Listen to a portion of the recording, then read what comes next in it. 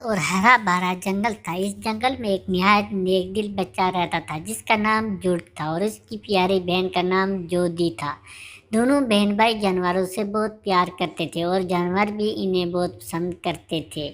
ایک دن جوڈ اور جوڈی جنگل کی سیر کو گئے۔ وہاں انہوں نے دیکھا کہ شیر ایک بڑے درخت کے نیچے بیٹھا ہے اور اس کے ارد گرد ہاتھی، زرافہ، بندر، خرگوش، ہرن اور دوسرے جانور بھی موجود ہیں۔ سب کے چہروں پر مسکراہٹ تھی۔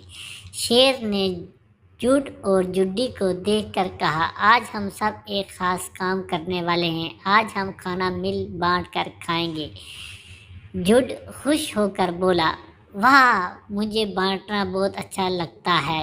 جوڈی نے مسکرا کر کہا، اور مجھے سب خوش دیکھنا اچھا لگتا ہے۔ پھر سب جانور کھانا لانے لگے۔ بندر میٹھے پھل لے آیا، ہاتھی صاف پانی لے آیا، خرگوش گاجریں لایا اور زرافہ درخت سے پتے لے کر آیا۔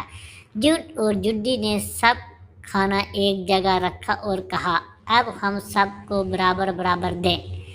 کھانا بانٹتے وقت جوڈی نے دیکھا کہ ایک چھوٹا سا خرگوش پیچھے رہ گیا ہے۔ جودی فوراً اس کے پاس گئی اور اسے اپنے ہاتھ سے کھانا دیا۔ شیر یہ دیکھ کر بولا، شاباش، یہی ہے سخاوت اور محبت۔ سب جانور بہت خوش ہوئے۔ پھر سب نے مل کر کھانا کھایا، ہنسے کھیلے اور خوشی منائی۔ شیر نے کہا، جوڈ اور جوڈی نے ہمیں سکھایا ہے کہ مل بانٹ کر رہنے سے محبت بڑھتی ہے۔ شام ہونے پر جوڈ اور جوڈی سب کو الوداع کہہ کر واپس چلے گئے اور جنگل محبت اور خوشبو سے بھر گیا۔ مل بانٹ کر کھانے سے دوستی بڑھتی ہے، نیکی اور سخاوت دلوں کو جوڑ دیتی ہے۔